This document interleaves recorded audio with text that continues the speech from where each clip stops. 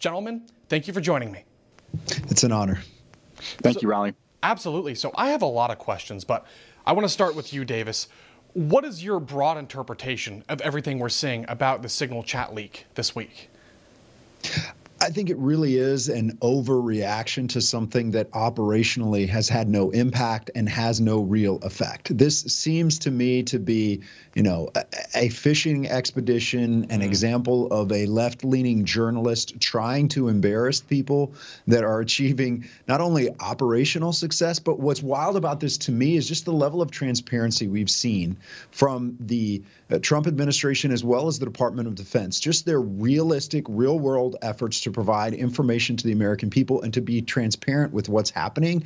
And this seems to be, that's where this seems to be just a bit absurd to me that people are reacting the way they are.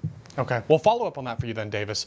Some people, including many people in the Democrat Party, are calling for Pete Hegseth to step down. What do you make of those calls?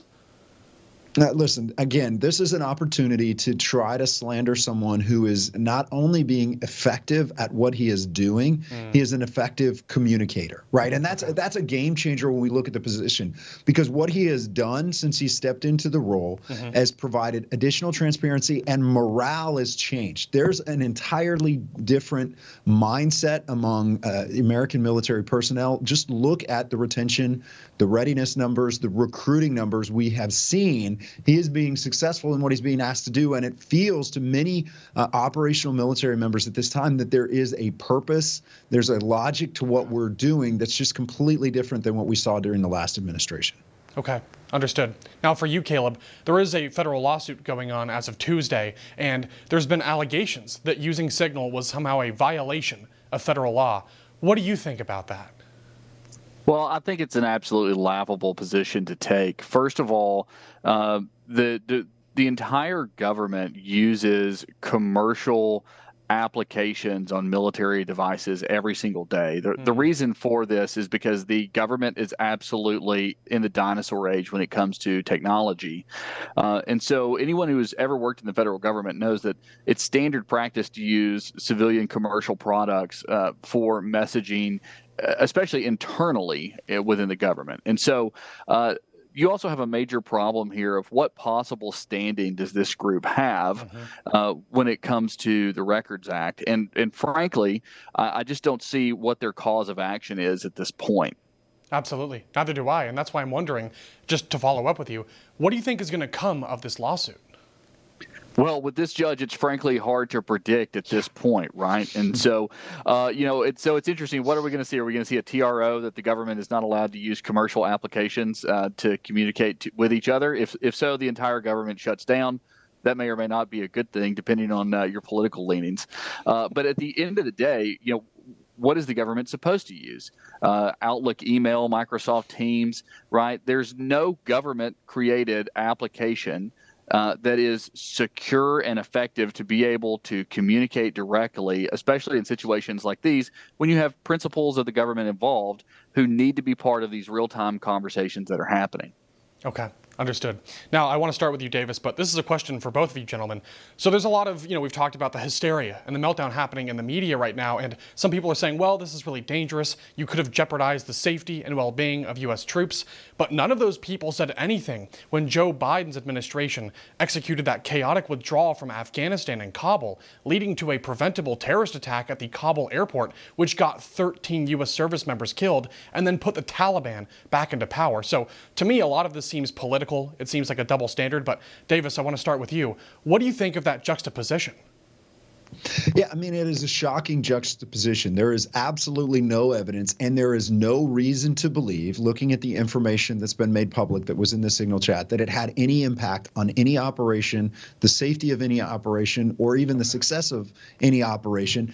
Compare that to what happened with the withdrawal in Afghanistan. I mean, our president literally told our enemies when we were leaving, and it was utter chaos because there was no clear guidance. So, part of what you're seeing is just shocking effectiveness. And when I say shocking effectiveness, what I mean is both when we talk about the operations that are going on against the Houthis, as well as communication. And I know I keep emphasizing that, but just look at the clarity of communication that's happening. These are people making real-time decisions that the last administration just refused to, and there was no accountability for. So I'm encouraged when we see things like this come out, because we can look at it and see, okay, these are people that are serious people that understand military operations, that want the best for our nation, that are actually actively engaged in this.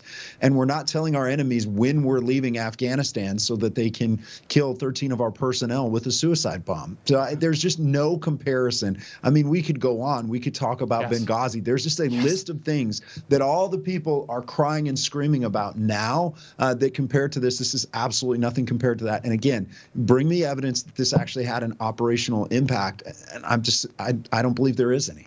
Okay, understood. Now, same question for you, Caleb. What do you think about this shocking double standard? Well, I think a drowning man will grasp for anything, right? And at this point, the left is truly drowning. They don't have a narrative. They don't have a plan. They don't really have a purpose. They don't know who their leaders are. And so at the end of the day, they're going to grasp at anything. And specifically when it comes to Pete Hegseth, this is why Pete Hegseth was so critically important for the Trump administration to get approved. The left hates him, and that's a good enough reason for me.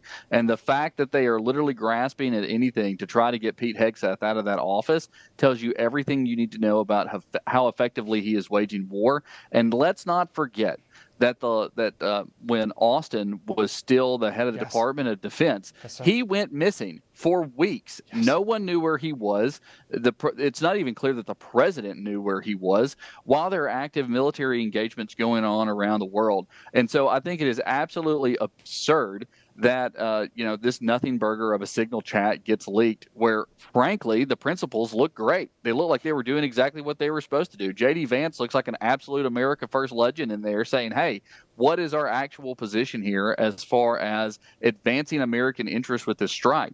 And so it's nice to see that adults are back at the wheel, and if occasionally that leaks out, good. It's not going to. It hasn't harmed the mission yet. It's not going to, and frankly, we have nothing to be concerned about at this point. Okay. Well, to both of your points, the messages are public. I've read them. Anyone can find them online, and it's very clear these were attack plans, which is why they changed from their initial narrative, saying these were war plans. So I find that fascinating as well. But I think it is really just a case of Trump called it a witch hunt. I don't know if I'd go that far, but it definitely seems more political than anything else. So final thoughts for you, Davis, and then you as well, Caleb. What do you think is ultimately going to come of this? Do you think there will be some real action that's taken, or do you think the story will just sort of blow over?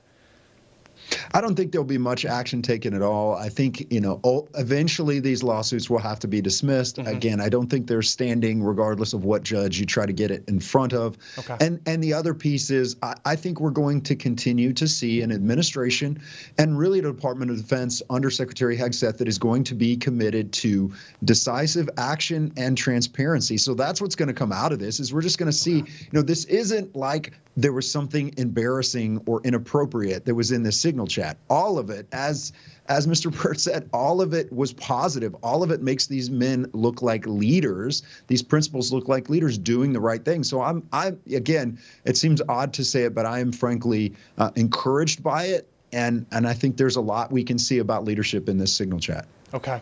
And final thoughts for you, Caleb, as well. Well, we'd like to see whoever put this reporter in the group chat be held accountable. It's unlikely to know if that's ever going to happen or not, just because it may be impossible to tell who actually added him into the chat in the first place or how he was added to the chat. I agree with Davis. I don't see any criminal liability either for this reporter being in the chat at this point or any liability under the Records Act. And so I think what we'll see is we'll see the news process take place. We'll see the turnover happen in the next couple days to maybe a week, and then we'll move on to the next thing that they're grasping at straws for. Understood. Yeah, it's a never-ending fight for them, unfortunately, but I appreciate both of you coming on and dispelling some of the myths about this story and just clarifying things for the viewers. So thank you both. Thank you. Thank you.